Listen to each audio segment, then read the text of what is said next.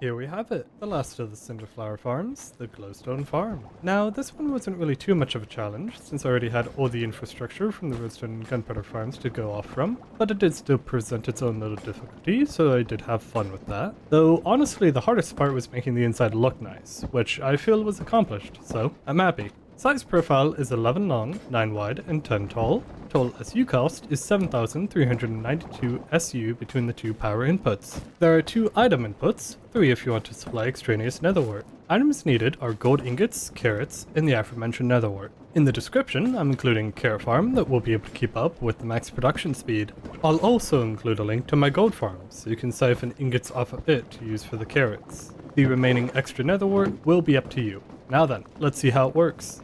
Carrots and gold ingots are stored in these 2 barrels. The funnels on the back will then belt them into the mechanical crafters. There's a sole mechanical crafter here to turn gold ingots into gold nuggets. Gold nuggets and carrots are inserted into the mechanical crafters, and the resulting golden carrots accumulate in the vault. The funnel and belt will move the golden carrots into the basin as needed. Nether wart is grown underneath the machine, which can support a base production speed of 4k glowstone an hour. The minecart harvester will transfer the nether wart into this vault here, and will pause its harvesting if the vault is 90% full or more. If you want to supply extra nether wart, simply attach a chute to the vault and pipe it in how you wish. Nether wart is dropped out of the vault into the basin. Water is being brought to the basin by an infinite water source contained in this set of stairs. Water and wart will make the awkward potion, and the awkward potion and golden carrot will make the potion of night vision. The potion of night vision gets pumped out of the basin and then into these 7 spouts here. Netherrack is manually deposited in the barrel here,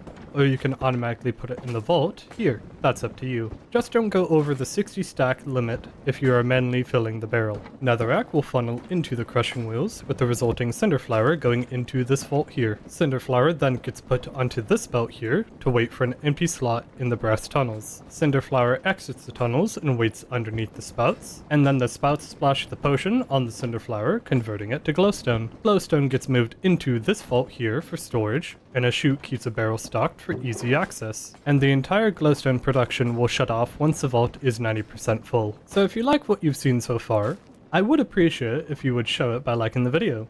It's honestly a really big help to me if you do. Now that we've seen how it works, let's take a look at the filters and configurations. Starting from the bottom, the receiving redstone link is set to glowstone and nether wart, and the sending redstone link with the matching frequency is on this stockpile switch, which is filtered to nether wart and set to an inverted 90-10.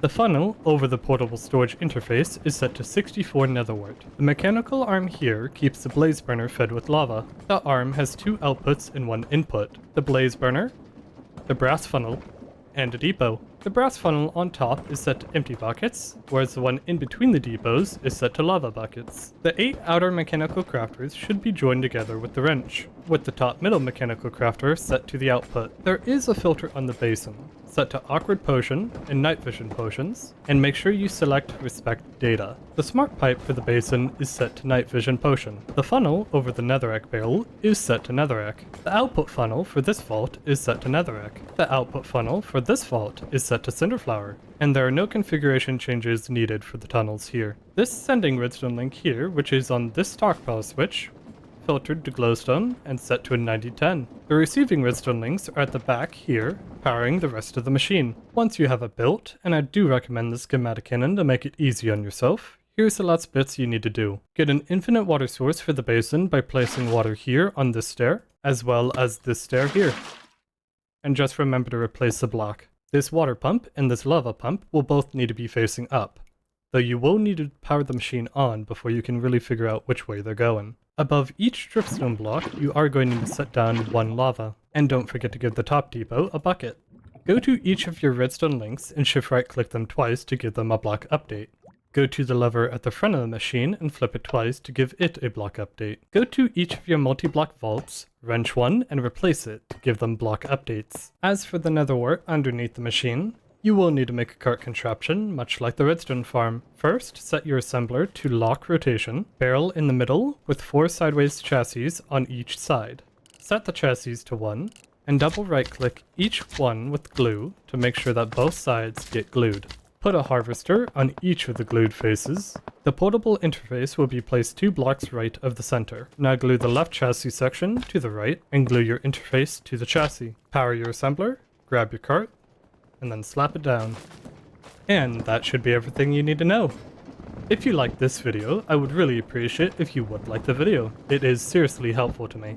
And if you have any questions or comments, you can leave them in the comments.